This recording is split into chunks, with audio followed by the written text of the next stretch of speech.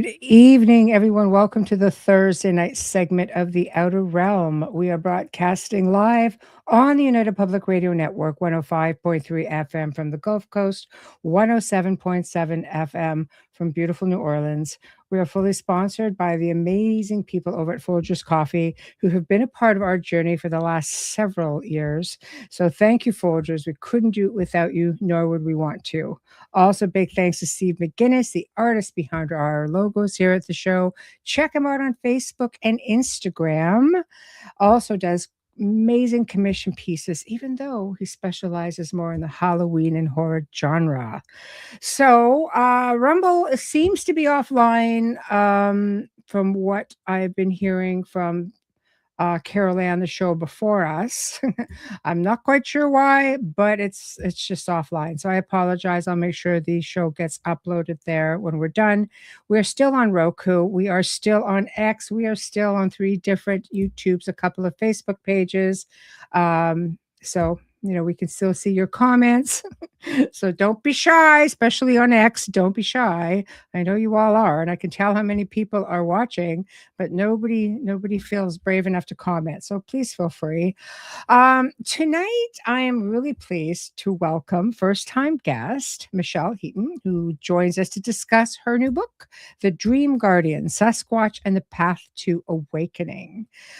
Michelle is a Reiki Master, psychic medium intuitive, raised in Nashville, Michigan. She started having reoccurring dreams of Sasquatch when she was 5 years old and basically turned that into a hobby, eventually a lifestyle, and moved to Oregon. Beautiful out there. Anyway, a journalism major in college, published her first book, again, The Dream Guardian: Sasquatch and The Path to Awakening, about her childhood dream and journey and to what it meant to have that calling. And that's been done this year. So you guys can follow her on her Facebook page, Sweet Home. Then we've got Oregon Sasquatch Research Group on Facebook. So lots to cover tonight, and I am looking forward to it. And I see people are starting to chime in, which is wonderful. As always, guys, I will put up your comments. Thanks, Carol. I love it as well. And hello. Me too. Hey, Wayne. So I will put up your comments and any questions. I will flash them and just sort of highlight them, and we'll get to them when Michelle is ready to answer them. So I know we have 2 of us tonight, 2 Michelles. So it's kind of be going back and forth a little bit. Anyway, without further ado, Michelle Heaton. Hello. Hi. How are you? I'm doing great. How are you? Oh, I'm doing okay. It's been a bit of a crazy day, but that's all right. Just building up to this wonderful moment. So, wow. I think we were talking a little bit before you came on about how refreshing of a conversation this was going to be, with so much chaos going around right now with everything within the field. So I think people are going to be very surprised. This isn't going to be your typical show on Bigfoot or Sasquatch. This is going to be a bit of an enlightening journey. Yeah. And can't wait to hear all about it. So I have to ask, though, prior to you writing a book, have you had any experiences with Bigfoot or Sasquatch, or it's just come after the fact? Well, it came way after the dream. Oh, wow. So I started having the dreams when I was 5, and they were reoccurring throughout my life. They never stopped. And it was the same dream all the time. But I didn't know what that meant, until I moved to Oregon. And when I moved to Oregon and I started having experiences was when it finally came full circle. And I was like, oh, this is what it means, So do you feel like it was like a premonition? Yeah. Oh, absolutely. It was a premonition. It was a calling. It was, I don't know, some kind of like, maybe they were trying to pull me in. They were talking to me like they were actually like, I don't know. I'm still trying to figure it out, really. I mean, I'm still new to the actual Sasquatch research, hardcore research. Yeah. I'm learning so much. And while I'm learning about researching, I'm learning about myself too. And I think that was what made me want to write the book, was because I was learning so much about myself and Wow. healing, So It, yeah. it's huge because when you start getting into dreams, like you have, a couple of different options with this one as well. One, they say if you dream the exact same thing more than once, it's a premonition. Like if all the details are the same, it's something that is destined to happen for you. But then there's that theory, and let me know your thoughts on it, where we don't lie. We don't stay within our body when we sleep. I always say it's like sleeping in the car in the garage. You're Mhm. not going to do that. Do you believe maybe that you were traveling to this place and visiting with these beings? I believe it was something like that, because when I was 15, I started actually having mediumship. And when that would happen, and throughout my life, it's only happened while I was sleeping. So all of the light work, all of the everything, the mediumship, everything it always happens when I'm sleeping. I could be wide awake and meditating and trying to focus on something, and it's just like, I don't know if it's my ADHD or my something is distracting me, but the minute my head hits that pillow, it's like I just go into this other dimension almost, because Yeah. that's where everything happens for me. I can't even explain it. Yeah, it sounds to me like it's more of a traveling experience, where we go home. We Yeah. go to these different worlds, these dimensions, these realities, whatever the case may be. So, what was what, I guess if they're all the same, what is the dream like? Can you walk us through that? Yeah, definitely. So, first of all, I want to stress that I remember it started when I was 5, because I grew up in Michigan, and that was 1978. I'm aging myself here, but there was a really bad snowstorm that year, and we got like 8 feet of snow. And there was a truck full of guys that had gotten stuck out in front of our house, and they had to stay with us for almost 2 weeks. They were snowed in. Wow. And I had a dream, and I believe it was my first dream, or at least the first one I can remember, happened during that time. So that's how I know that I was 5 when they started. Yeah. So the dream, I have to wet my whistle a little bit, because At your own pace. I'm getting Okay. over a cold. I had a fever like Monday and Tuesday. So, Oh, I feel you. right. So, anyways, yeah, so the dream just started out. I was in this really old house, and it had old fixtures, and it had like oil lamps, and you know, beautiful wooden furniture, and a big picture window, and I could see out the big picture window. There's a big walk around porch or something. It's just a big porch, some steps that go down into a yard, and then beyond the yard is like a tree line. And I'm standing in the room, and I'm looking out this picture window, and I see this creature start to walk towards the house, and he walks up the stairs pretty slowly, not aggressively. And he opens up the screen door, and he has to bend his head to go through the screen door. And he comes over and he stands in front of me, and it just scared the bejesus out of me. Like, I was I right bet. away, I was like, boogeyman. So I turn around and I book it out the back door. And there's things that I can see too as I'm running out the back door that stick out to me, because they're not something that I see generally. One of the things is there's a hand pump for water in the sink. And then also, when I go out the back door and look to the right, there's also another hand pump for water in the backyard. So I run out to the backyard into this field, and the field is like, it's like hay or barley. It's something that's kind of not super tall, not taller than me. I could see over it. And so I'm running through this field, and every time I turn around, this creature is just casually walking behind me because he's so large, he doesn't have to run. I'm just a kid, and he's just making his normal strides. So, and most of the time the dream just ends while I'm running through the field. There was a couple of times it went a little bit further, but nothing, no big points or anything. So I had this dream forever, and it was the same thing. And I would have it really sporadically. So I would have it maybe 2-3 times a week.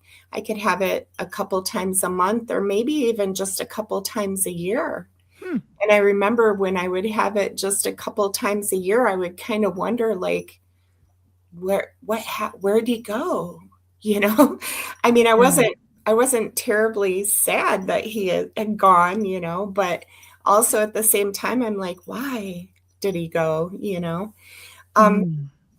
But when I was about 19, I was having a lot of them, like it seemed like every night. And it was really stressing me out. And I was going through a lot of stressors at home. And so I came downstairs one morning and I told my mom, and I said, I can't deal with this anymore. It's stressing me out. I just wanted to stop. Like I just wanted to know something, like why is this happening to me? And because, I mean, really, it was a huge part of my life, and it still is. Yes. Yes. So, so anyways, I told my mom, and my mom called my aunt. Excuse me. And of course. My aunt took me to her friend's, who was a psychic. And we talked about it, and she said, well, maybe you should just tell him to stop scaring you.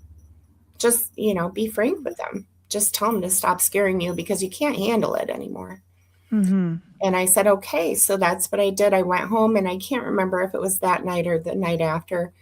I think it was the night after. I had seen him, and right when he came in the door, I just kind of beckoned him towards me, and he got really close to my face. And I asked him, please stop scaring me. And the dream ended right then and there. Like it just, just stopped. And then about a week later, I had another dream, and it was completely different.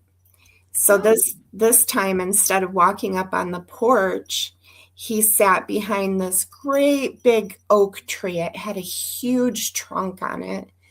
And he was crouched down behind it and kind of peeking his head around the side at me. And he would just watch me from there. So throughout the rest of my life, from the time I was 19 until now, that's the reoccurring dream.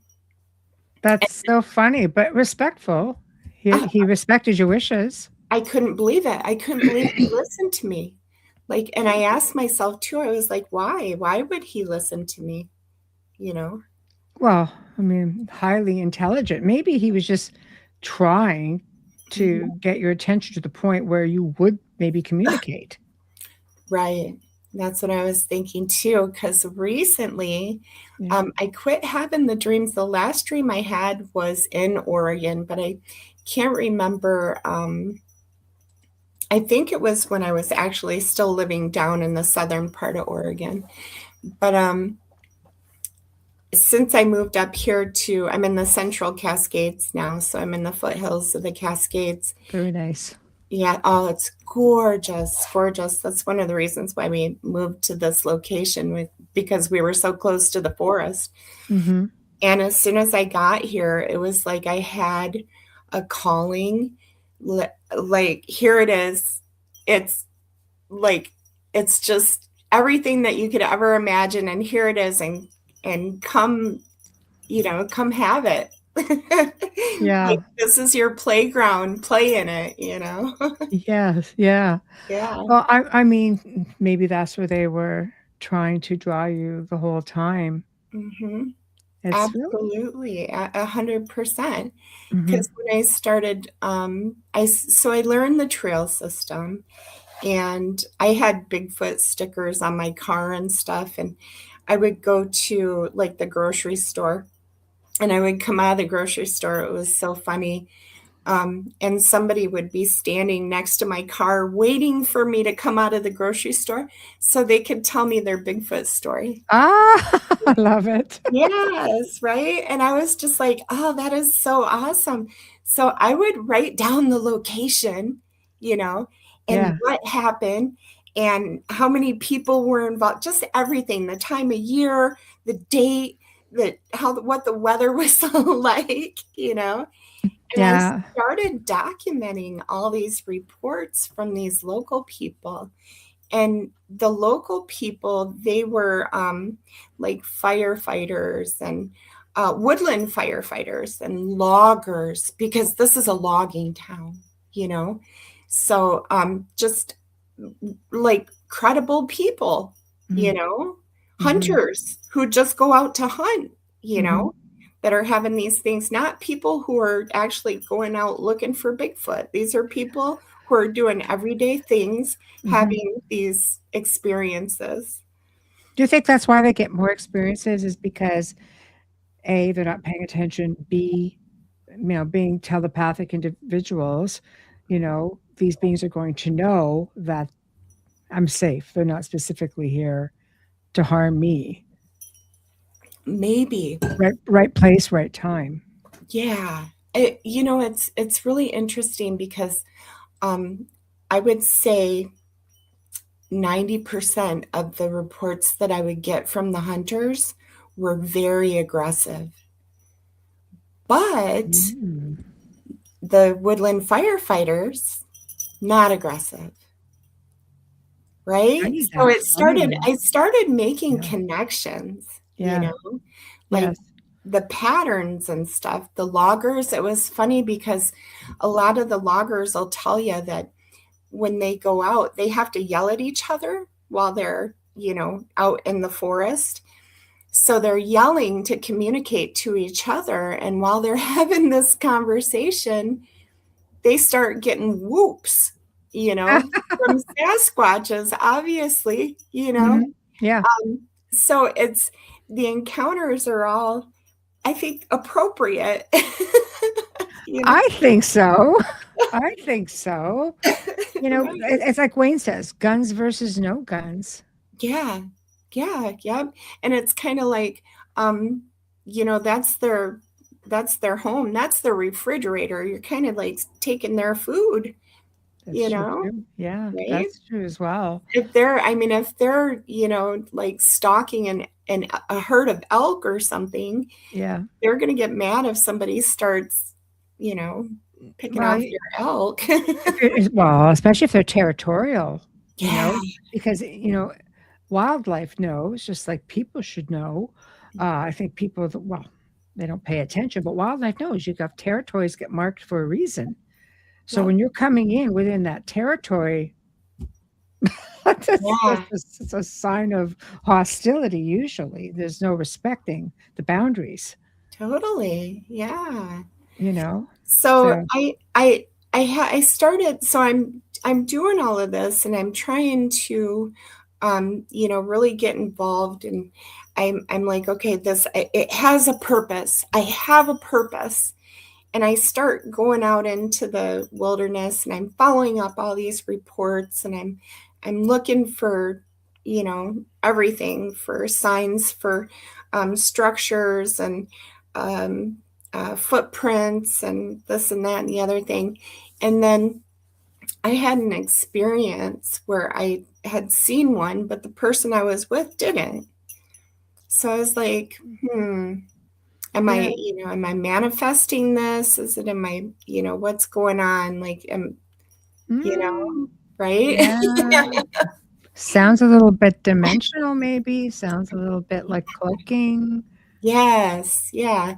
But that was my first sighting, so I didn't know. Yes. I had no idea. I was just like, okay, right now I'll just put it in the back burner, and let it simmer and continue doing what I'm doing, you know? Mm-hmm. And so I have a reason for this. I wanted to bring you back to this point. You take your time. It's your show. I'm just tagging along. So my second sighting was the one where I was like, okay, yep, this makes sense.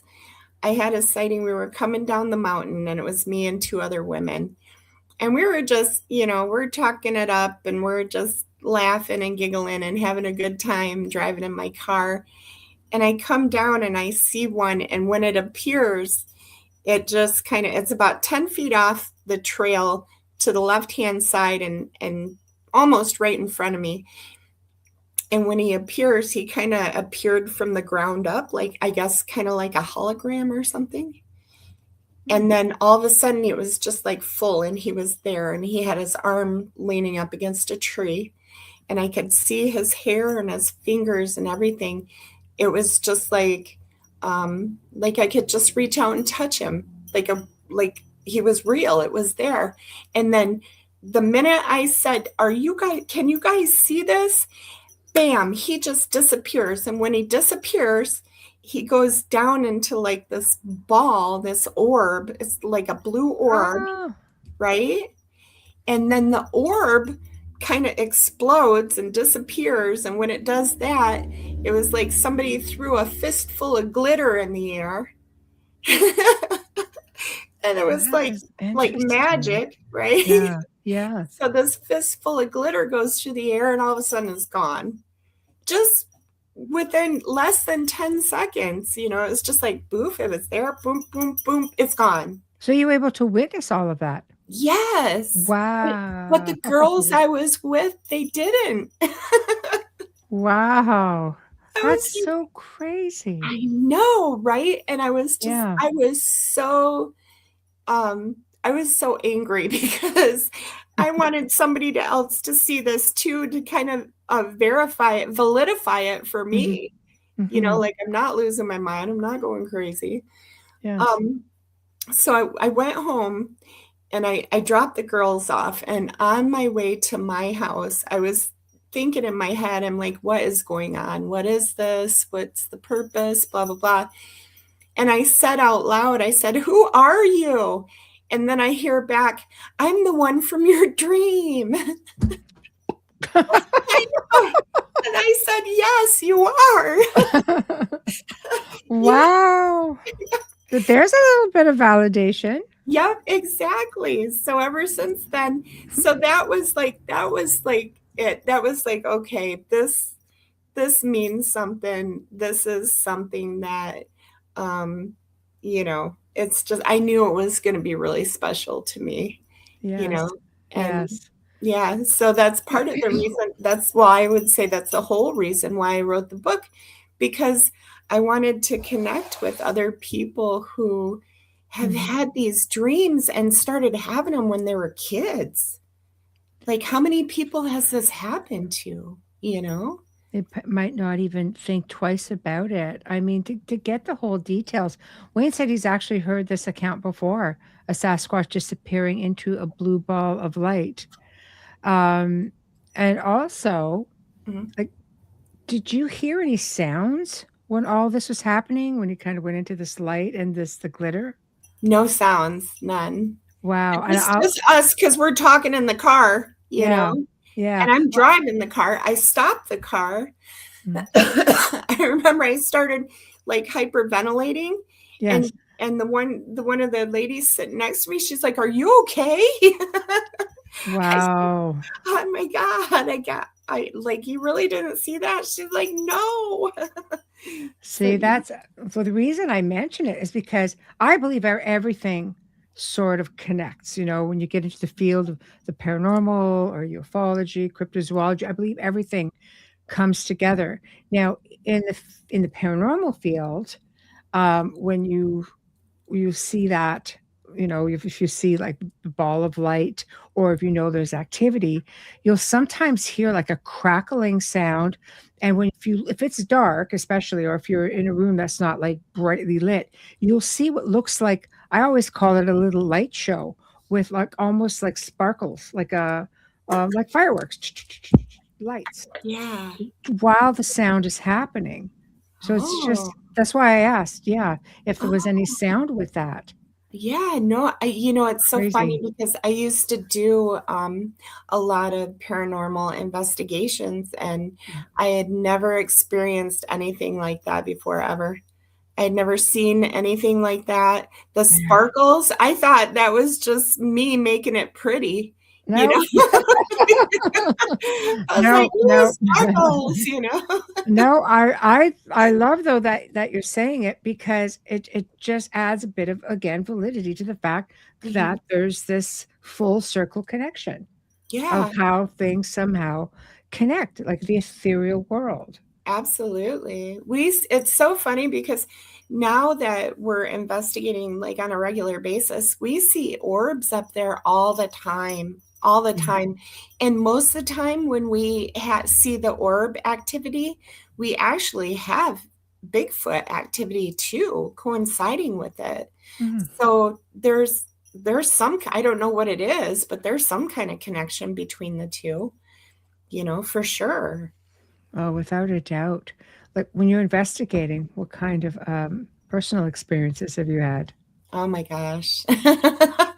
Well, um, I guess the first real, um, like what made me feel like, I don't know, it's like seeing a unicorn in the woods.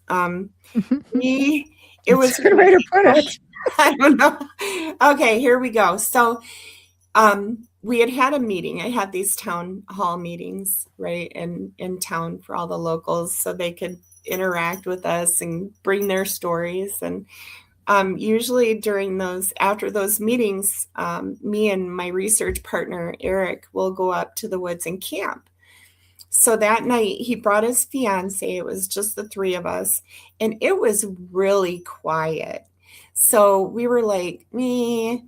I was like, I'm only 45 minutes away from my bed. I just Mhm. want to go home and sleep in my bed tonight. So I told Eric, and he's like, oh, all right. Yeah. I said, it's quiet. I'm not feeling anything up here at all. And Yeah.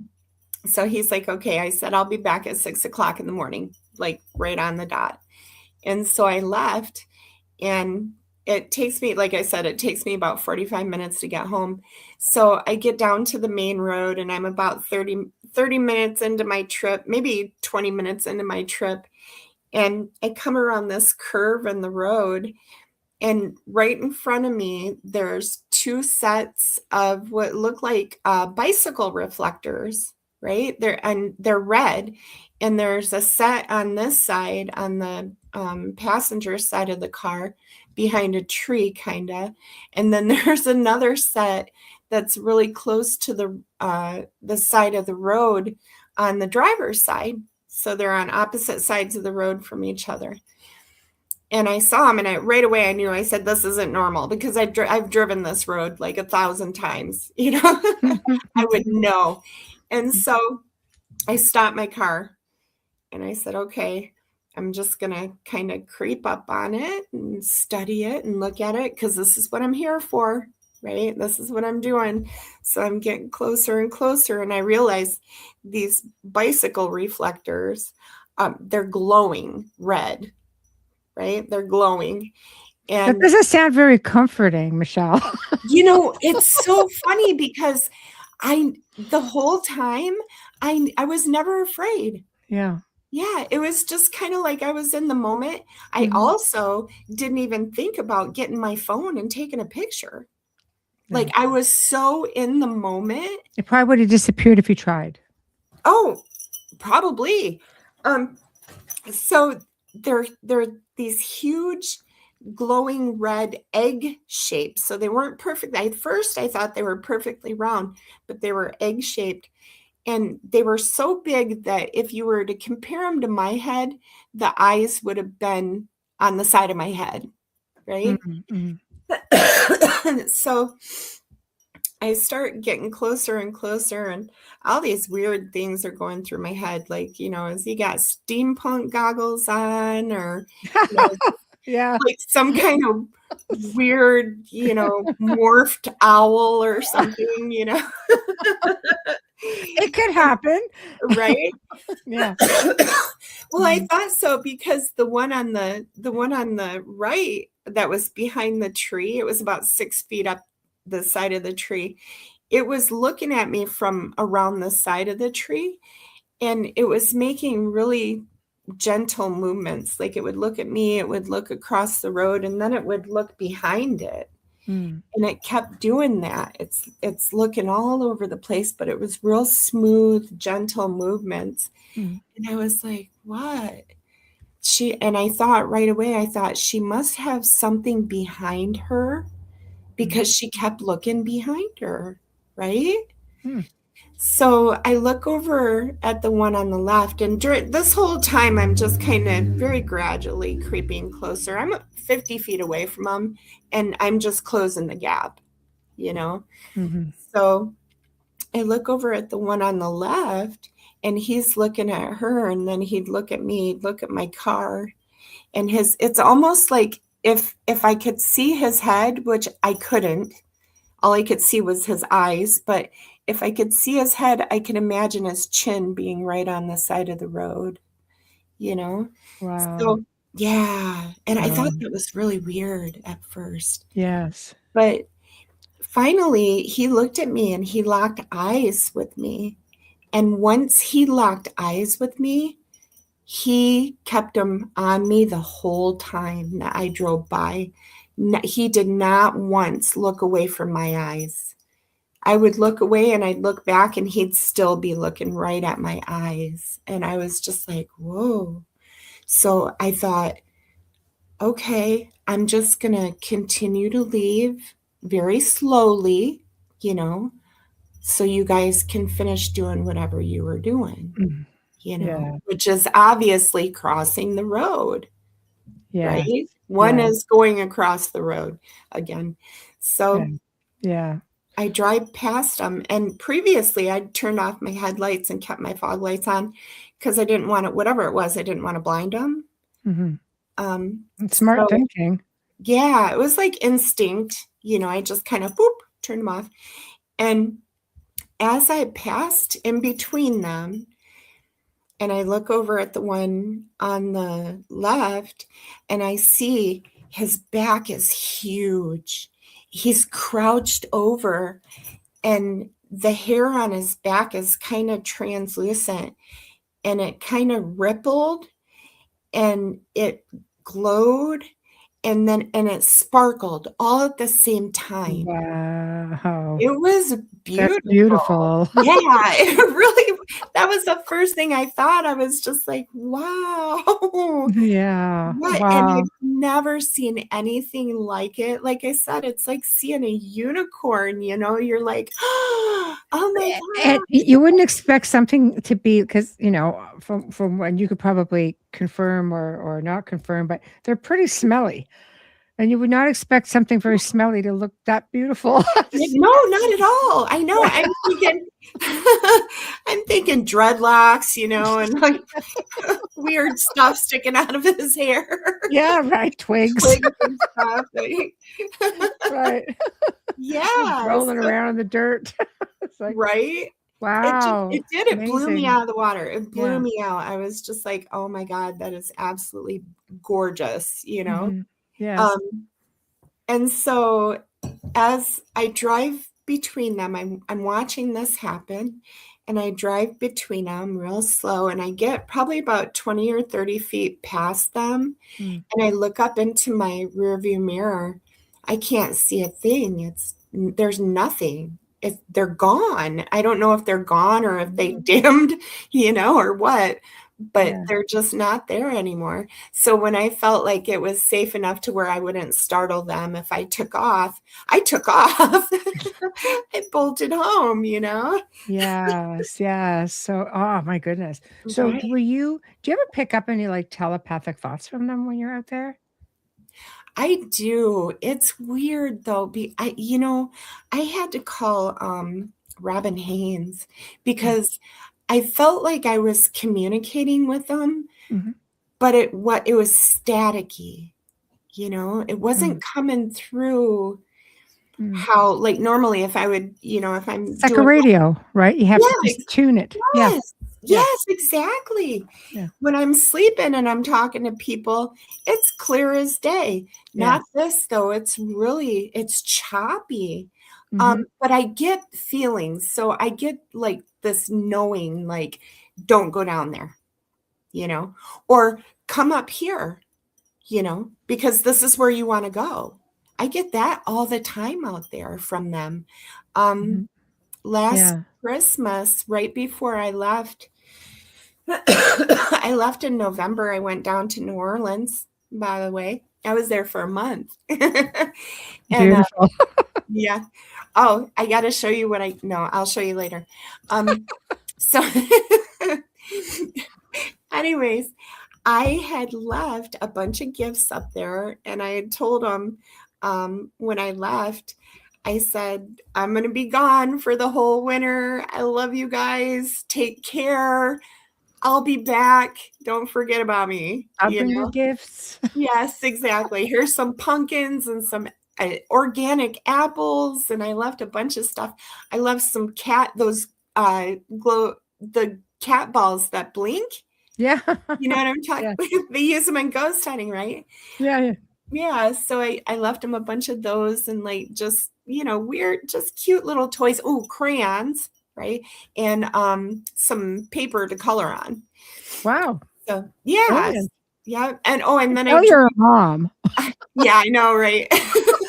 Yeah, because I drew a picture of me and a Sasquatch, and then I put it in a big Ziploc bag, and I left that there too, Oh, so they would know it was me. yeah. Oh, that's wonderful. That's so beautiful. Thanks.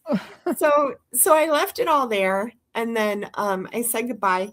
And the next day, me and one of my girlfriends, we were going to go up to another site that we had been researching, just to check around. And as we're driving up there, I got the calling. I said, you got to come back up here.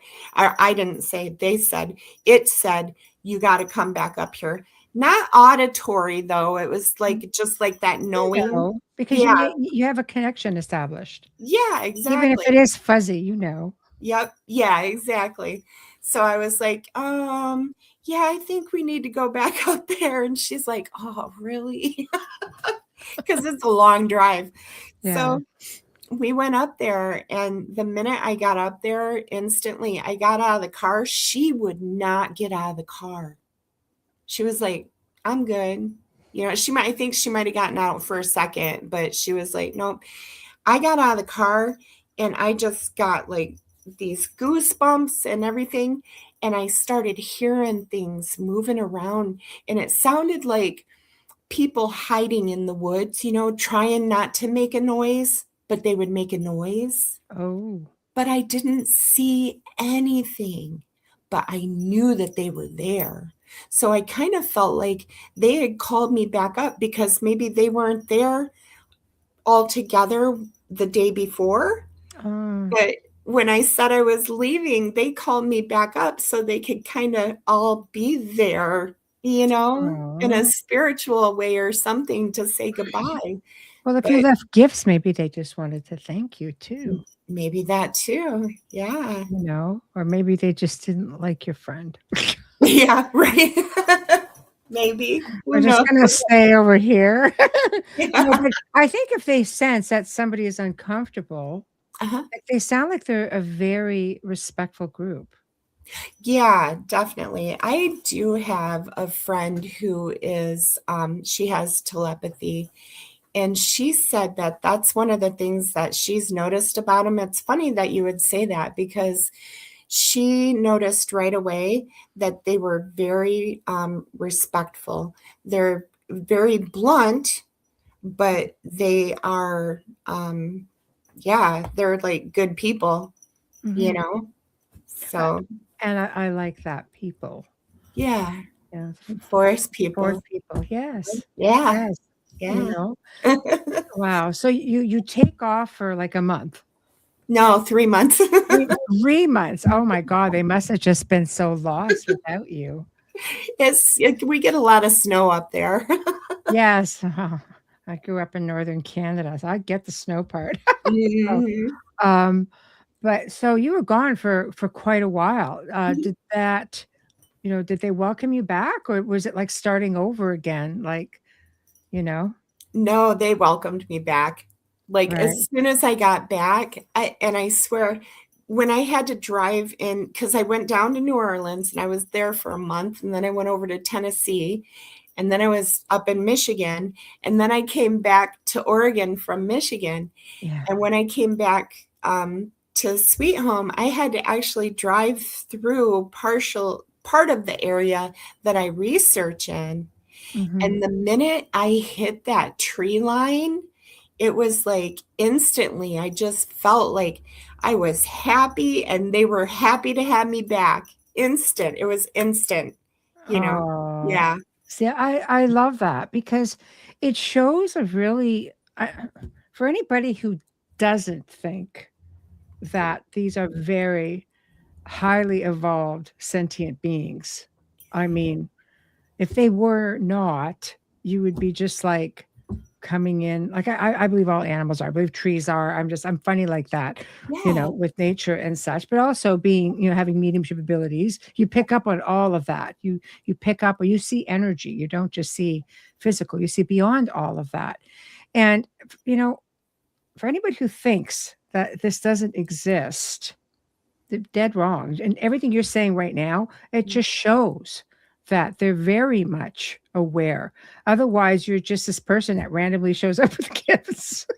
Yeah. I mean, not that they wouldn't be excited to see you just on that level, but I know. food and gifts, you know. That would be weird. Yeah. So they welcome you back. Did they give you little gifts, or they just sort of rally around you? What was it like? Yeah, so it was weird. Um, I went up there, and I can't remember. I went up there a couple times right away. And one of the times that I went up, I took my friend Carlos with me. And so we go up to the spot. I clean it up. I get all my trash and everything. So it looks like nobody's even been there. Mm. But there was a lot of things missing. Like the pumpkins were there, but the apples, they were all gone. The note to self: don't bother with the pumpkins. Yeah, they were like, what is this? We've never seen a pumpkin. You don't see a pumpkin in the wild, True. right? It's true. That's the first thing I thought is they don't see them in the wild. So they probably Exactly. didn't know what it was. Yeah. So, Oh, so anyways, but the apples were gone. And then the basket that had all the little like balls and gifts and stuff was completely empty, except they had left me one owl. And it was like a Christmas tree ornament, but it was made out of like Sherpa or something. It's really soft. yeah. But it's funny because I collect owls. So, Oh. right? And so they're like, Brilliant. this is yours. You keep the owl. So, Wow. Wow, that's brilliant. yes, right. But it was interesting because the crayon box was there, but they had taken the crayons out, and what it looked like to us was that they would bite them and chew them up and spit them out because there was these little spots of crayon everywhere, Uh-oh. you know? Wow. So not a hit the way you'd hoped. Right. That's And awesome. then, but all those cat balls and everything were missing, right? And so Carlos he's like, I'm going to go up this trail. Do you want to go? And I said, nope, I'm good. For some reason, I felt like that was Carlo. Maybe I was just tired or lazy or whatever. No, I'm good. I'm going to stay here. So he goes about maybe a tenth of a mile up the trail or something. And he comes back and he said, look what I found. It was one of those cat balls, the ones that light up. Yeah. He had found it all the way up that trail. Wow. Crazy. I know. Oh my God. I love that. But I thought it was interesting that the picture that I had drawn, that was gone. And Hmm. it was just gone. And I this no, sorry. go ahead. Go ahead. This is a spot that people just don't go to. You know Hmm. what I mean? Like Hmm. it's off the beaten path. Yes. Yes. Yeah. What I was going to say is, I bet you if you sat down in that spot sometime, Mhm. even with like one of the bigger sketchbooks or sketch pad, that's like a thin one, and just started coloring, I tend to wonder if you left the pad there with a couple of crayons afterwards, if they would come back and just from observing you. Because you could be telepathic as well. Just, this is what you really do with it, Yeah. just You kind know, of sniff it. And it's like, no, no right. eating. It's just, Don't you eat know, it. Yeah. I don't know. Huh? No, Right here. that's a great idea because I've been trying to figure out. I've left markers and paper out there before, but Mhm. I've never thought about like actually, Showing them. doing that. Yeah, showing them how to use it. So I'll Yes. do that, Michelle, the next time I go out there. Yeah, it might be interesting because they do understand telepathy. You Yeah. could, Hmm. communicate with them. They can pick up your thoughts if you just say, "Okay, you don't want to eat it." No, just say, Oh, "But here," and just draw on it. I have no doubt they're very intelligent. I have abs- no doubt that they would pick it up, and you might come back to see something pretty amazing.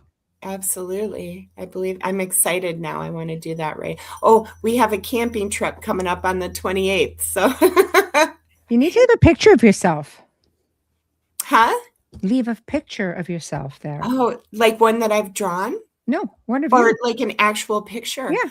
Oh, that's a good idea too. Because they recognize you Yeah. and, Yeah. show it to the little ones. It's Mhm. just like, Yes. trust. It's Right. just little things because they're obviously very visual, Yes. Yep, totally. you I know? always one of the things I always do is I wear dresses a lot because I just hate pants. Yeah. And it's like a sensory issue or something, So I wear when I'm out researching, I wear dresses and flip-flops because that's just what I do. But Yeah. I always make sure to wear a blue dress because I've heard, right? Yes. Blue, they love blue. I give them Mhm. blue marbles, blue Mhm. rocks, Mhm. Yeah. Yes. But they also know that when they see Mhm. somebody in that attire, if you're wearing the same one especially, they start to associate.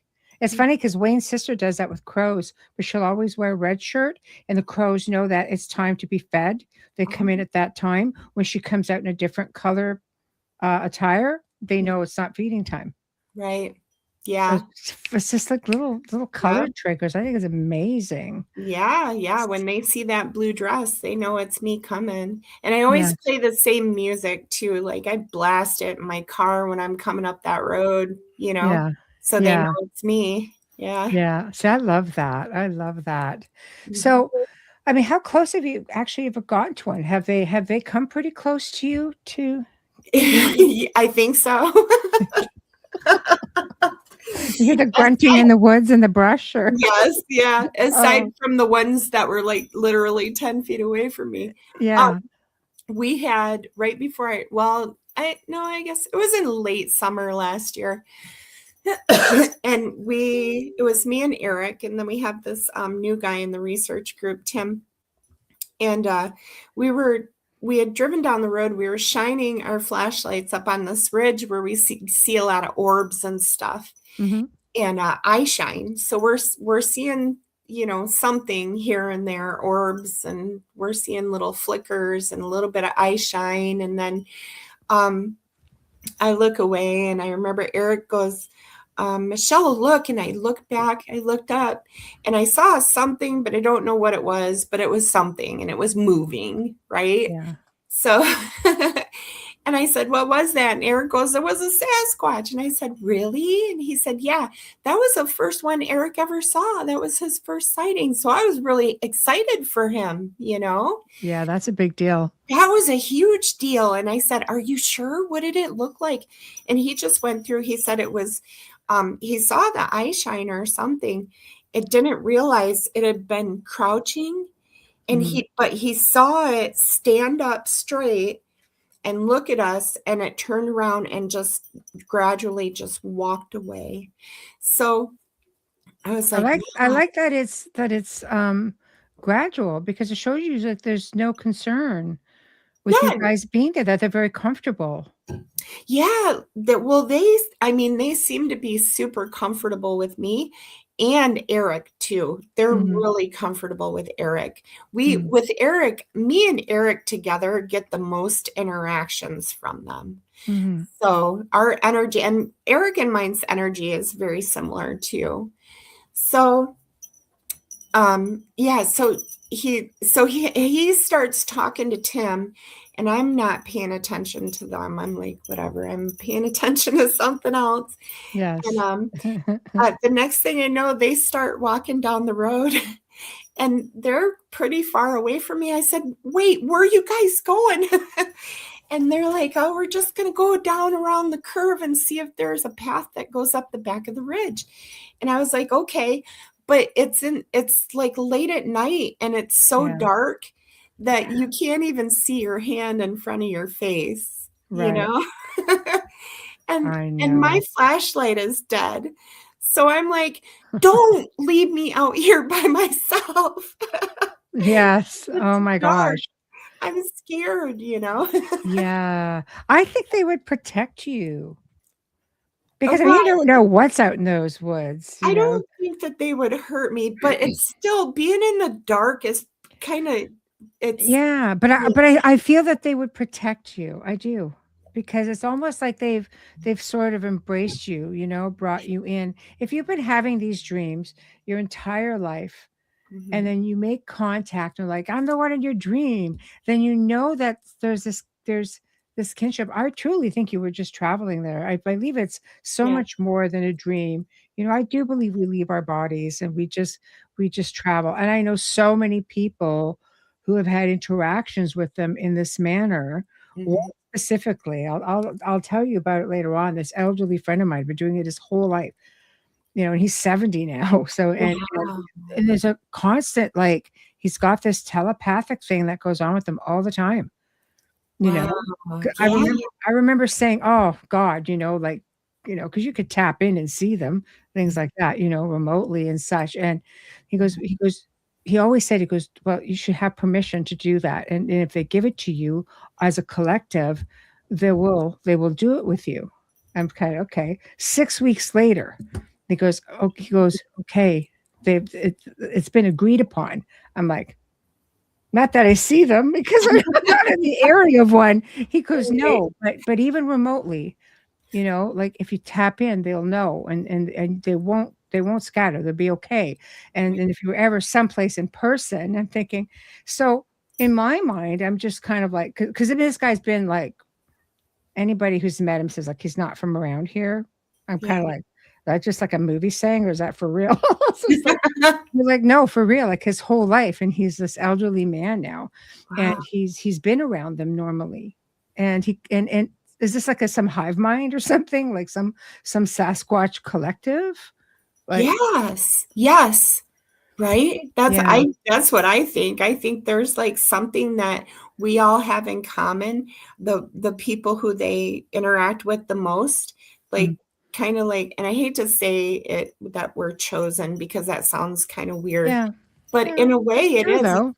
like there's something that we have that we're using that other people don't use, you know? Mhm. I do believe they choose you. I think that's why some people have more experiences than others, Yeah. unharmed especially. Yeah. Yeah. Not Really. with Sasquatch, but with beings like Dogman. If they haven't been interfered with, Mhm. you know, by the Right. powers that be, if they haven't been interfered with, you know, there have been amazing tales. even Dogman just kind of sitting back and observing and not harming. Yeah. Yeah. So Like, I like, believe it. like with ghosts too. I mean, some people, they can't see them, but you can, or, And I think any ethereal being, if you don't have to be a medium to see if they choose to let you see them, but I do believe if you have that ability on whatever level, hmm if you can tap into that ethereal realm and they're coming through, if you're meant to see them, you will, Right. Yeah. right? Yeah. Yeah. So same Yeah. idea. I mean, I've seen cryptid stuff. Mhm. I'm an experiencer, ET experiencer. Ghosts have been like no brainer stuff. I've been seeing those since I was like probably a baby. Like the Right. stories that I've gotten from my family. So I do believe that you just see them, and as children, because you say you got your mediumship, at a certain age, but hmm as children, and you might even notice with your daughter, they do see everything because Oh, yeah. they haven't been brought down by life. And when I say that is, Yeah. a job, Yeah. stress, you know, that Yeah. kind of thing. They're still very pure of mind and pure of heart. So those abilities just we don't, the creator doesn't send us here naked with respects to not being able to be tuned in to our Right. environment or our planet and certain people. So you may have had hmm you may have been seeing them, like when you say at 5, might even have been even pre-life here. Oh, totally. Yeah. I believe that we choose the life before we're Yeah. even born. So Yeah. whatever has followed me into this life, including Yes. them, has been Yes. with me all along. I believe that. I really do. I think so too, because it's very natural with you, which Yeah. is really wonderful. So you've gone on this whole other journey. Yeah. You know what? I wanted to finish that Oh, story ple's do. about the Yes. ridge because this is a Yeah. really important part. Absolutely. Go. Just stop me next time. It's okay. No, it's okay. So I remembered. So they took off walking and I told them not to, but they were just like, haha, whatever. So they go down, they go around that curve, and the minute that their flashlights go around that curve and disappear, I hear behind me, doom, doom, doom, doom, like 4 big heavy footsteps. And I lost my breath. I said, Eric, it's behind me. And I jumped in my car and I shut the door and my windows are down and I panicked and I didn't know how to roll my windows up because it's like electronic. I'm like, oh my God. But because it was so dark, it startled me. And because later I thought about it and I thought, they're not going to hurt me. Mm-mm. Right. No, no. I mean, telepathically, you probably could have said, "Whoa, whoa, whoa, slow down," or Yeah. you could have said, "Is that you?" I know, right? I could have actually interacted with them, and I always tell myself that all the time. Now I'm like, But it's fight or "Why flight, didn't right? you do this?" Yeah, But it's fight or flight. When you're fight feeling or the flight's ground exactly shake it. underneath this, Yep, your feet. yep, exactly. Fight or flight. I jumped Yeah. in my car. So they came back, and we looked, and we couldn't see anything, obviously. The flashlights, it's dark, whatever. But Tim went up on the hill on that side of the road, and he could hear something down there on the shore of the reservoir. He Mm. could hear it moving around. So we were like, okay, let's just, finish up here tonight. And then a couple of days later, I took another research partner of mine out there, and Mm. he was able to get down that ledge. And he found footprints, big footprints, and there Yeah. was a rock, and it was like a slate, and it was about 3 feet high. And on the top, it had moss all over it. And on the top of that rock was a perfect impression of a butt, a huge butt. Like something Wow. had been sitting there. Mhm. And so if you'd sit on that and you'd look, if you were big and tall, you would probably be eye level with the road and you would be able to see exactly where my car was parked. Oh boy. So we had one on the ridge and we had one behind us. And the minute that he distracted those guys and the guys took off, the one behind us came up and was going to approach me. But nah, I didn't let him. I screamed. So did you make nice after that? Like, did you go back and say, okay, Yeah. I was just startled. Yeah, I tell him that all the time. I'm so sorry. I'm just really jumpy, you know. Yes. Yeah. And I think they know that. That's, you I'm know, pretty sure they figured it out by now. Yeah. yeah, right. Yeah. They're pretty gentle with me for the most part. Maybe they thought that was funny or something, you know. Well, they could be having some fun with you as well. Yeah, we thought that too. We thought, well, maybe they were juveniles, you know. They're just having fun. That could be. That could be. Either way, I don't think you have anything to worry about that, when you're there. I mean, I don't really get the whole, the boundary thing with them. Essentially, like if you have one clan in there, let's say one group, are they going to, can another one come in and sort of infiltrate without them knowing about it? Or, is it specifically one group? Yeah, I think the area that we're currently researching, I've tracked them and I think I've figured out that in particular in that area is a family of 4 definitely and possibly more. Wow. But also there's an area across the creek where there is a separate family. So that's as far as I've gotten so far. I know that there's definitely 4 over here, and there's definitely a separate family across the creek. Yeah, but I don't know how their territories go. Yeah, well, might not hurt to know. I know, right? I do know, though, Michelle, like when we go up there to camp, we don't camp in what I call the habitat. We stay on the outskirts. There's one camp spot. Actually, it's really close to where I had that second sighting, where he showed up. Yes. So that's where we stay. We always camp at the same spot. Yeah, so they know exactly where to find you. Yeah, definitely. Have you ever had interaction while you're trying to sleep? Or are they respectful and they just leave you alone? Yeah, no, it's funny because I believe that they are pretty respectful and they leave us alone because we've never had one come into camp at night. That's good. I had a incident when I had taken somebody up there who isn't part of our research group, and he'd never been up there before. And I thought I knew him pretty well personally.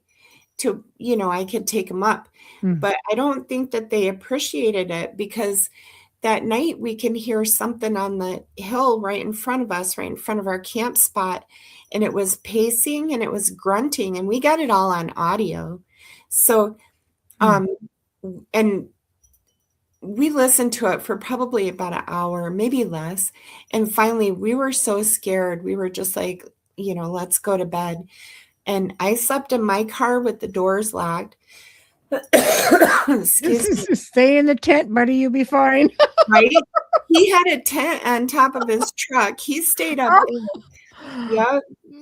I don't know if that would have helped him much, but I know.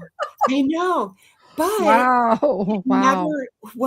He never came into camp that night. And the next morning when I got out of my car, I opened up the hatch and then I shut it and I cleared my throat, and you can hear him grunt one last time. He goes, ugh, and that was it. We never heard from him again. Crazy. So he was out there all night. And so instantly I thought, well, he's mad at me or he don't like this other guy. You know what I mean? Yeah, or both. I don't know. Yeah. But it's an energy thing. It's like Ron Moorhead says all the time. The whole quantum energy thing, the vibration, the aura. Maybe there's something about Buddy that you just didn't like. Yeah, maybe. I mean, Yeah. there was a couple of things. I mean, he had a firearm, so Oh, right there, right automatic there. Yeah. automatically that, no, he's a good guy. He's a really good guy. He's got a good Yeah. heart, but Bigfoot doesn't know that. yeah, Sasquatch is exactly. like, no. Like, Exactly. Right. it depends on, I think, what kind of experiences they've had, with people who've come in with weapons. Oh, and I know hunters go back there all the time because they're hunting Yeah. bear, elk, and cougars, Yeah. you Yeah. know? See? So this is what they see is Mhm. people who come in with no respect for the habitat or the wildlife or I mean, if Yeah. I was Sasquatch, that's how I would look at it. Yeah. Like you're in our territory, Mhm. Yeah. and you're taking life. Yeah. So the fact that he's there with a firearm, even though it's there, like Ron says the same thing, goes, I go into the firearm, it's mostly like for cougars and things like that. It's Yeah. not, it's just to defend yourself, Yeah. not against Bigfoot when I'm there, but I do have, Right. a firearm with me. And so, but I think it's an energy thing, whatever they pick up on. Yeah, totally, totally. I know it was really intimidating. That's the only time I've ever been terrified. Like Wow. I was Yeah, he gave terrified. you that protest too, didn't he? Oh, like, Yeah. Yeah. He'd let me know, man. yeah. No uncertain terms. Yeah. Yeah. So, yeah, and I'm assuming that was the last time you brought somebody up. Did you tell people you're better to not carry? It's interesting because we do carry, but we keep it in a backpack in our car. Yes. So Yes. we don't present it the way Not that on your he, person, essentially. yeah, he had it on his Yeah. person. So, Yeah. um, and yes, that's the last person stranger that I took up there. Yeah. Everybody who goes up there with us now they're actually members of my research team. Right. And there's a purpose. And I always like if I introduce somebody new to the team, Mhm. I introduce them to them as well. So I'm like, hey, I got this new person, good guy, Mhm. solid. Just, is it all right if I bring him up? And I'm sure if it wasn't okay, they would let me know. You know. That guy would anyway. Yeah, right. I know. I don't doubt that at all. I think that was my Sasquatch daddy. I call Yeah. him the the one from my dream. I call him Sasquatch daddy because I didn't know his name. You Yeah. know. Yeah. So he's chastising you, Yeah, yeah, exactly. So, I mean, I know it's a crazy question because you pretty much have been giving us hints of it throughout the entire conversation, but this became a really, I guess, a journey, a spiritual journey of evolution, awakening, awareness for sure. Yeah. Yeah, You know? totally. It's I think it helped me a lot through healing because I didn't have the best childhood as, a lot of kids don't, Yeah. especially in Generation Xers, Mhm. And there was really some stuff that I had to work through when I got older. Mhm. And when I realized that they were there and why they were there in my dreams Mhm. was really the beginning of the real healing, because I Mm. realized that they were there because I needed them. You know what I mean? I Yeah, feel like I I'm gonna do. cry. No, I know, I do. You go ahead. I'll send you But a virtual hug. You're all right. I really did. I needed them, and I realized that all those times when they were coming every night were Mhm. times when I was going through some really, really hard stuff, Mhm. you And they know? were there to support you and to let you know Yep. you weren't alone. And I always felt so alone. I always felt like nobody was there. But Mhm. just now knowing that they were, Mhm. it helped me heal that little girl, you Yeah. know? Yes. Have you ever brought your daughter up there to meet them? All the time. Yeah? And what does she think of them? She loves it. I mean, she believes in them. Yeah. She's never had any experiences with them, Mhm. But I think that not only does she just love being outside, she's a nature girl. Yeah. She loves seeing mom happy, you Yeah. know? And when we're up there in the woods together, Mhm. it's also a bonding experience for her and I, and Mm. you can't take that away from us. It's Ha amazing. has she had her own experiences Nope. with them? No? Not Oh, yet.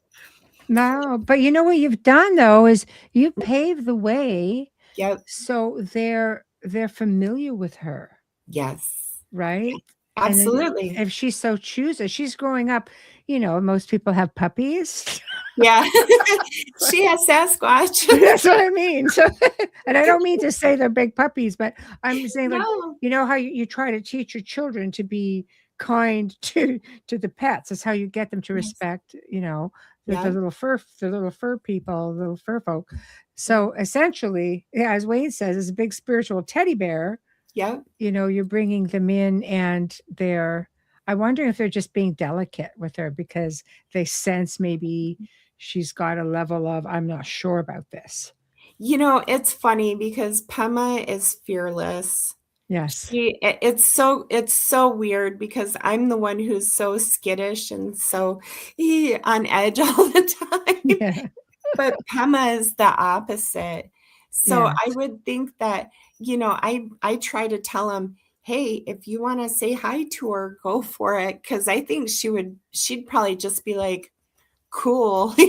Yeah. Even a juvenile, who might Yes. have a similar vibe. Yeah, totally. I mean, that would be so amazing. Yeah. Really. I think it'll happen. I think it'll Yeah. happen. I think so Maybe it too. could be this respect thing, because how do they Yeah. feel about introducing, let's Yeah. say, their children to Yes. to humans, not knowing 100%. Maybe it's a respect thing, knowing that she's yours, and Yeah. they're just hanging back a little bit. Yeah. I think it's all very fascinating. Well, I mean, technically, we're still getting to know each other on the Yeah. earthly level, you know what I mean? Because I've literally been in that area of the woods researching that particular clan for maybe 2 years at the Wow. most, So you're you still know? in the building stages, Yeah, building your definitely. trust and your relationship and such. Absolutely. I'm not rushing anything. I know this is gonna take time. Mhm, We're continuously learning mhm. things, so From one another. yes, absolutely. Yes. Absolutely. So on this journey of yours, what have you been learning about yourself? Because you said this was very much a part of your development and such. How has Yeah. this been for you aside from the experience? I've learned how gifted I am. Damn, that's amazing. I mean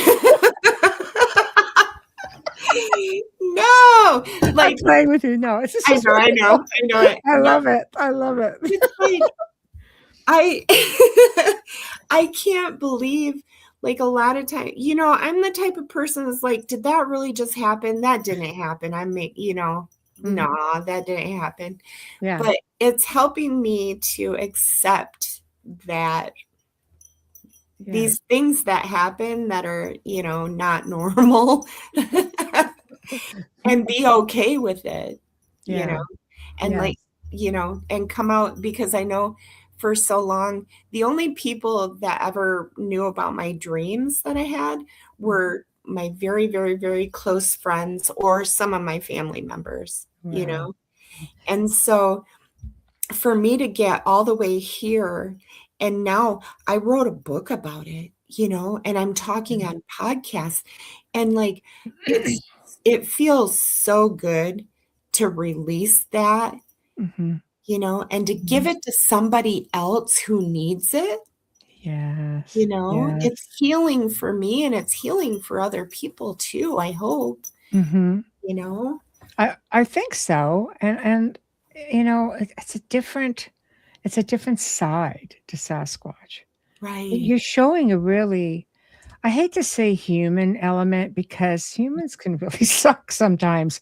Yeah. I think on a larger scale, they're just more evolved than us. So you've got this incredible forest family, Yeah. that you can lean on. Like, if they've been Mhm. reaching out through time and space just to reach you, Yeah. I think there's a very strong connection there, Yeah.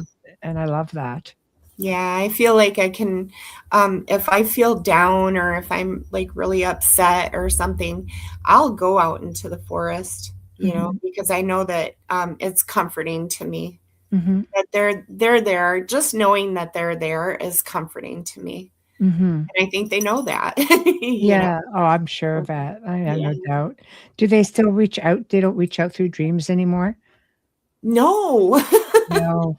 no. I'm like, I wish they would. Yes, yes, But they yes. don't. Yeah, it stopped, like, right around the time I was in Oregon, Yeah, and because you had to come and seek them out now, just because yeah, you were it that it's close. yeah, that's what it was, I'm sure of it. I think about it all the time, and I'm thinking, I'm not in the dream anymore, I'm living it real time now, Mhm. So Yeah. we don't need the dream anymore, Yes. the dream No. is just in the past. This It was is just a way of easing you in. yes, yeah, definitely. Yeah. 50 Yes. years of it. Yeah, for years. She finally gets it. Yeah, finally. Oh my gosh. That's funny. I know, Um, right? so in this, you say something that is, really interesting when you make mention in the book, journey into the unknown where boundaries of reality blur Mhm. and the heart begins to remember, Yeah, right? The fine line between myth and reality, fear, faith, solitude, connection, transformation. right. But Yeah, those are pretty, like, that's really deep. thanks. I felt like, um, how do I say? Well, just knowing that I had these, abilities and, like, mediumship and stuff like that, my one thing my aunt used to always tell me, "Don't tell anybody. Don't tell." Family secret. Don't tell anybody your Yeah. secret. Like, Well, and I think too, on top of back that, then, it yeah, was to protect me yeah, because she knows people can be cruel, it's true. you know? I grew up, So I think it was the time, like the era. My parents are yeah, much the same. It's a family secret. We don't talk about it. yep, People will think we're strange. We yeah. are. We are strange. What are you on about? I'll But it's tell you just what, my great aunt, like, this runs in my family, as a matter of fact. My great aunt, she taught me how to use dowsing rods to plant a garden. You know what I mean? Like, she's yeah, I love it. and my aunt, my mom's sister, she's a Reiki master. She's very intuitive. It's just, Yes. but we always just keep don't talk about it. So Mhm, that's what I never talked about it. You know, mhm. Yeah. it feels so good to talk about it. Well, you wrote a book. Yep, exactly. It doesn't get more I'm talking than that. You're not gonna stop me. This is it. Yes, yeah, I'm on a Just roll gonna keep now. going now, yep. Wayne says, living through your personal trauma and healing yourself through these amazing encounters has allowed you to speak of them to others with such compassion that others need to hear it. Oh, thank you. I Yeah, I hate that, like, the divide in the community. There's a pretty big divide in the community, and I think Mm, we need to remember, like, why we're here. We're here because of Sasquatch. It doesn't matter if they're flesh and blood or if mm, they're,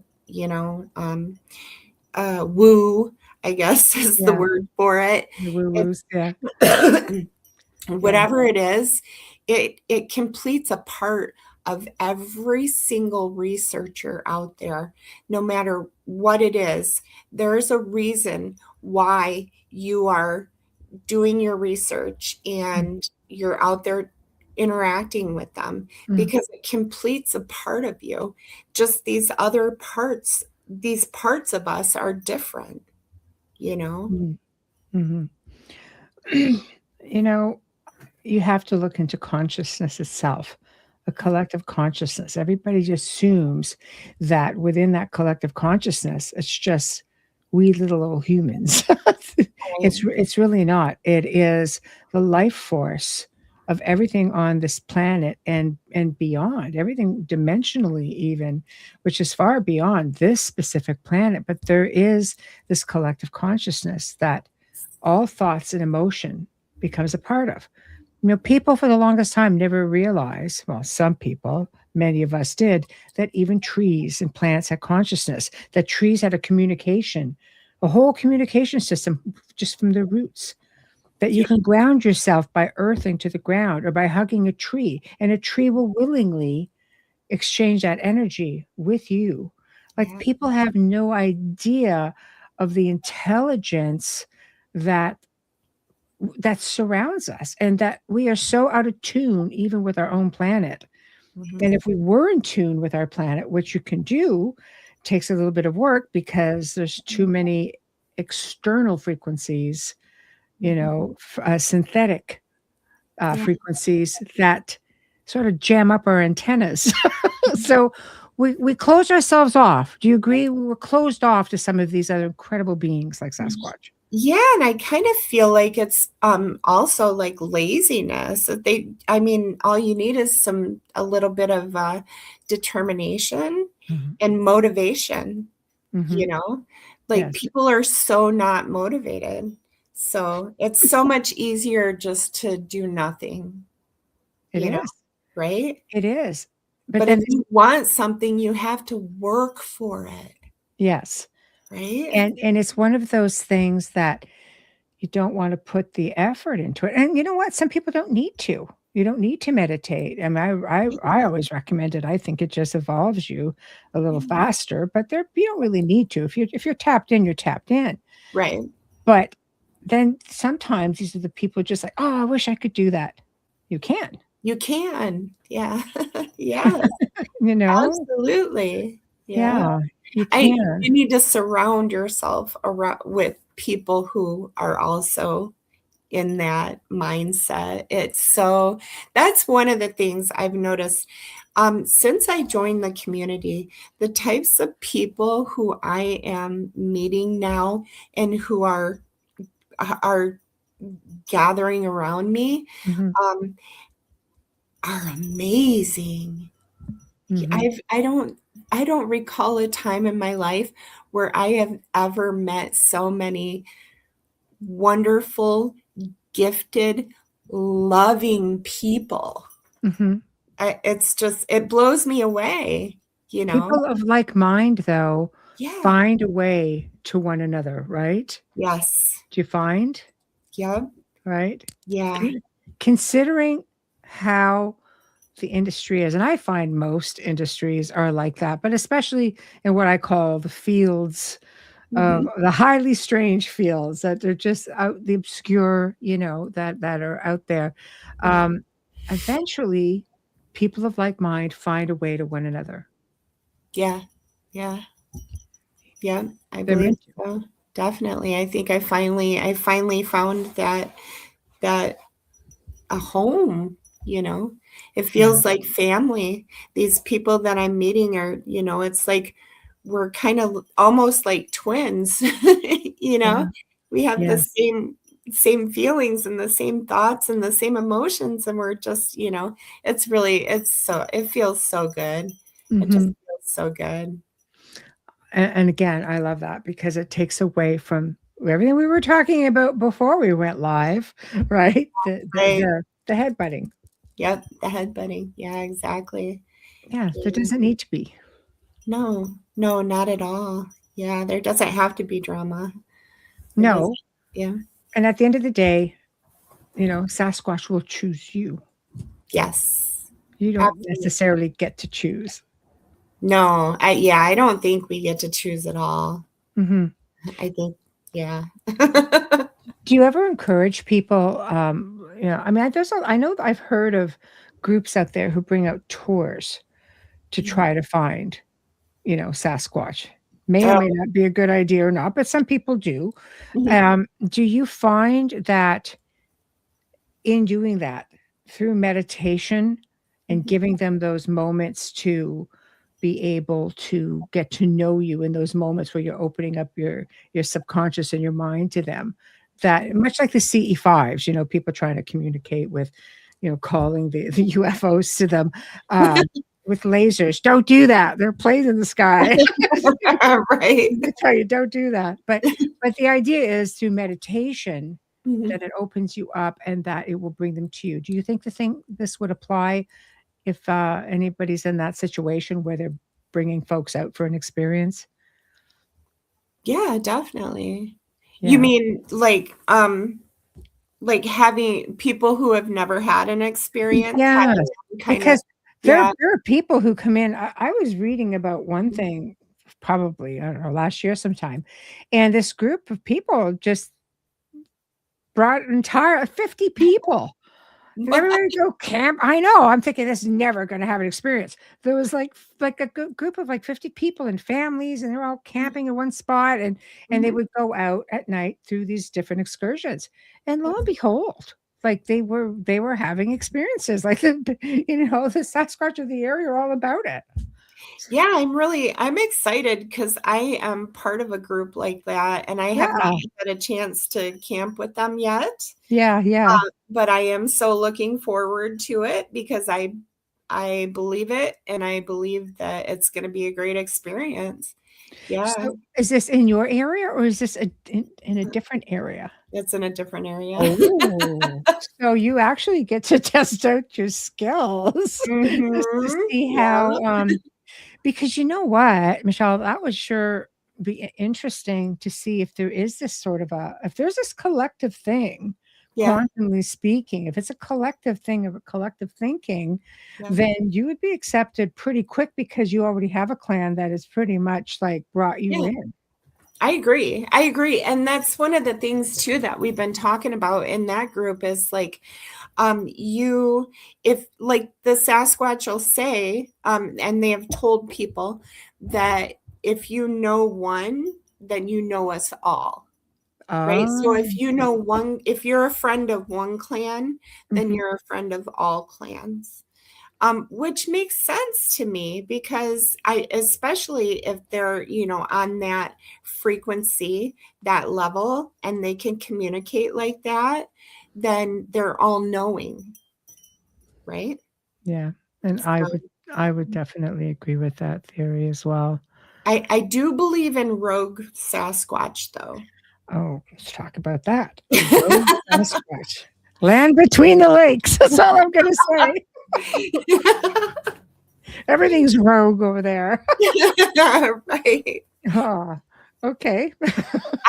I've never had any experiences with them, but I mean, if they're just like humans or anything else, there's good ones and there's bad. The majority inherently they're good, but apparently once in a while there's a rogue one, and I think that might be like some of the more aggressive things that you hear about them could just be, the rogue ones. So what would make you go rogue? Because they had this up in Alaska as well. That's how I found Ron, was after seeing Alaska killer Bigfoot. I had interviewed a couple of people and I'm like, I need this guy. He's all quantum. This is beautiful. And then the rest is history. And here we are. But that's what he said too. He said there was every now and then, they just look at how you're treating the environment and that's it. We come in, they take all the food, they're just disrespectful. So, I mean, what are your thoughts on that? I mean, that's how humans are, right? Yes. Humans snap all the time. So I could only imagine like, that they would too. I've been thinking a lot lately about like how they're different theories about them being angelic or them being, Nephilim or whatever and stuff. But I really feel like they're more like they're more human, but with extra abilities. Yes, right? Maybe abilities that we've just forgotten how to use. I agree. But I agree. Yeah. I think Yeah. so too. And let's factor in something else. Again, getting back to synthetic frequencies or Mhm. different organizations that would like to get their hand on such a large specimen and toy around with those frequencies or those abilities or just do things, I mean, if they can mind control people, they can definitely mind control somebody who's very quantum and very telepathic, and those abilities are already there. Yeah. Yeah, that's one of the things that I have been thinking is, so you know how the military has gotten the abilities to cloak, right? So they can do cloaking now. They have Mhm. these garments and stuff. Where did they get that from? You know, did they Oh, already know about the cloaking abilities that Sasquatch has? Because I know about it. I mm, saw it, you know? yeah, I So, mean, you know, yeah, when you start getting into things like that, it's such a wide it makes me area. uncomfortable. It does because, you can take a very gentle being Yeah, and turn them into something that super soldiers, right? Like, I mean, yeah, there's it's far beyond just ability. I think it's sheer brute strength. yeah, If you can control what's up here, you can control the sheer brute strength. yeah. Which totally brings me back to if they wanted to hurt me, they could have done it a million times out in the wilderness, you know, Yes. because Yes. they can use their mind and their brute strength, you know. Mhm. So, Mhm. yeah, Yeah. it's frightening. It's really scary. I don't Yeah. know. I Well, don't know, especially with Michelle. especially with the males and such, because they can be aggressive to start with. And, like the females will usually sort of keep them in check, ironically enough. But Yeah. I think, you're still the protector of your clan. Oh, yeah. You're the one that's out there. You're seeing what's going on. You have juveniles, Yeah. or babies. Yeah. What do you expect? I think they're more like people than most people would look at them. They're like, "I'm just apes or just this or that." No, Mm-mm. no, I'm sorry. I don't personally agree with that, but Mm-mm. I'm not Yeah. the only one. Um, I have felt that human element from them so many times. mhm, I could not agree with anything other than that, you mm. know. So how has this do you feel?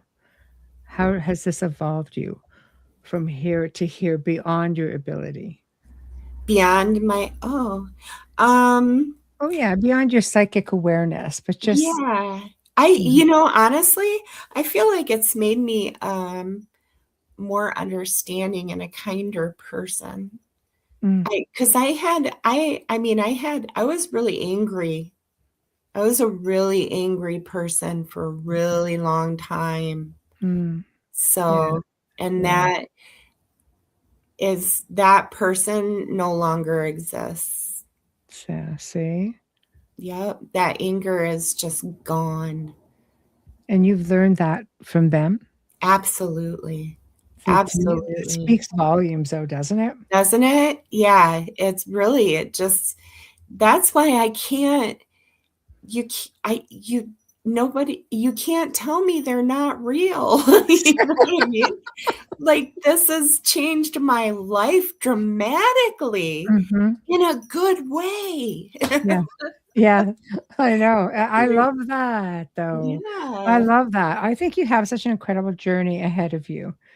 I think this is all just a beginning. I mean, you're This only is, 2 yeah, years in to researching, you yeah, know, um, yeah, I think it's going to be really exciting for you, and I'm very excited for you as well, and maybe you'll even write another book. absolutely. I'm a writer. I'm not a reader. I won't read books, but It's I'll write them. it's so funny, how some people are. They're Yeah. amazing writers and could not be bothered to read. My guest, Samuel Chong, was on last night, was interested in reading a book, but he could only find it in German, and I'm just like, because I don't read German. I'm like, what would you do? Because I translated the whole book. I was just like, and Oh, he's wow. done this. He goes, now if I find a book from in another language, I'll just translate it because this is what he does. I go, Yeah. what AI? Because I was translating books long before AI. I'm like, you're just brilliant. Right. I know. But anyway, but thank you so much. Now, how do Yeah. people find you? If they have their stories or, if they want to know more about you and your book, I know you can go into the show description with the Amazon link to your book. It's there so people can find you there. Absolutely. And I have my main Facebook page. I'm a Facebook person. I love it. And I'm Yeah. always there and I'm always interacting with people. And that's Michelle Heaton. And then I have my research page, it's a private group. We vet everybody that comes into it. Mhm. But anybody is more than welcome to join. And I changed the name recently to shorten it up. Now it's Sweet Home Sasquatch. It's just It like was so just too easy. much. It was too much. No more fancy stuff. We're not doing that anymore. I know. Just find us. We want it to roll off the tongue a little Yeah, bit. yeah, exactly. That's Yeah. hilarious. Thank But you. I hit all the festivals too. So I'll be at a lot of festivals this summer in the Pacific Northwest, selling my book and, Yeah. yeah. And the season is upon us too, and that will be listed on your Facebook page Yes. whenever you do your events and such? Yep, absolutely. Yep. And the town halls, everything is all listed there. Oh, Yeah. I love that. I love that, and you will be, of course, posting some experiences and such. If they wanna follow you and your team, that's essentially the place to go, Absolutely. 100%. Yep. and you want to hear stories. If it's Oh, especially all the from time. okay. Yes, please tell me stories. I don't know. I love it. Because I won't read them. No. They're so funny, honestly. You won't read them. Voice to text, but you just talk it out. There we go. Right. I love it. I love it. Kira says in Southern Illinois, we have a Sasquatch festival every year in Southern Illinois. Oh, wow, really? Yeah, you just have to look it up. Man. Do you know the name, Kira? Like, do you know the organization or the name? A place to look for sure. Thank you to both Michelles. You're welcome. Thank So, you, happy Wayne. to oblige. Yeah, so I guess you would just have to Google up Sasquatch Festival in Southern Illinois. Yeah. Oh, there it is. Like, here we are. Right there. Look at you go, Kira. The There it 6th is. annual Shawnee Sasquatch Festival, Oh, scheduled for Saturday, October 3rd, 2026 in Harrisburg, Illinois. A free admission event celebrates Bigfoot lore. Well, thank you for that is that. awesome. Yeah, that's really close there's a Ascension Con in Michigan at the end of August that I've been thinking about going to because it's in my hometown. That's funny. She says, "I had it saved." Well, I think doing the circuit, I think you have a wonderful story to tell, and, it's definitely something that people don't be afraid to talk about your dreams because look at might just be a travel, might just be a premonition. I think it's wonderful how it turned out for you, and Yeah. it gives, people really wanna do this. I'm not saying just go out in the woods, throw caution to the wind. I'm saying just be delicate and gentle with yourself. Don't just go for it all at once, Right. but if you do come across it, don't panic too much, Yeah. right? But, Yes. the boundaries, right? If you see Yes. something, you just listen and no sudden movements. Like, what do you recommend for somebody who comes across they're hearing something that kind of fits the bill? The knocking, the whooping, the smell. What's the Yeah. protocol? Like you said, it's just kind of get a feel for it and just do what your gut tells you to do. If your gut tells you to turn around slowly and walk away, then do that. Mhm, But don't ever be aggressive. Don't ever be don't, just mhm. don't do that. Don't be that way because chances are the more aggressive you are, the less of a good experience you're going to have. So, And that doesn't factor in infrasound. yeah. A And good for shot of some, that, we right? experienced that one time. with Yeah. a big angry guy. It was weird. I don't even know. We'll have to talk about it next time. Yeah. Okay. Okay. Next time it is. You're Next welcome back anytime you want. It's a long story, Michelle. I say we'll just do it. But for all of you guys who've been in the chat room tonight, as always, you guys are awesome. And again, apologies, not quite sure what happened with Rumble. I know we had a glitch with Facebook, with YouTube yesterday on last night's show. Apparently just on my YouTube, not the networks. But anyway, it's split the show into two pieces, which is completely bizarre. I have no idea what's going on. But thank you all again for tuning in to The Outer Realm with myself, Michelle DeRoche, and my special guest, Michelle Heaton. All kinds of Michelles. We had a Michelle in the chat room as well. It's just awesome. But next week, giving you guys a heads up, no cryptid legends. That'll be the week after. Tuesday on The Outer Realm, or Beyond the Outer Realm, Jennifer Jakovsky returns talking about her book, Spheres of Consciousness. So that's going to be good. An individual guidebook for those who wish to embark on their own personal journey of evolution and wanting to remember who they are. Because, yes, remembering who we are, because life's cruel joke is we come back here, we have no freaking clue who we are. And that's pretty much the gist of it. It's how we all feel. Wednesday night, author and paranormal researcher Jason Tavares joins me, and he's going to be talking about his highly strange experiences with us, his paranormal experiences and other experiences well beyond the field of the paranormal. And he will share his thoughts on research, community, that kind of thing. And next Thursday, I am pleased to welcome my friend Eric Werner, who is co-owner of Dark Moon Press, author of over 50 books and growing. I can't believe how fast this man spits out books. It's incredible. Anyway, he's going to be discussing one of those amazing books called The Vampire Cult Killer, the real story of Rob Farrell. And his book takes a really deep dive into the case. So for anybody who's, I don't often do those kind of shows. I think I've done it once with JFK, and this will be the second time in all my years. But because Eric wrote it, and I know he's a very thorough researcher, and he writes a really good book. So anyway, tune in. And big thank you to Folgers Coffee. Big thank you to Steve McGinnis. Big thank you to the United Public Radio Network, 105.3 FM, 107.7 FM. Have a great weekend, and we will see you all next week. Good night.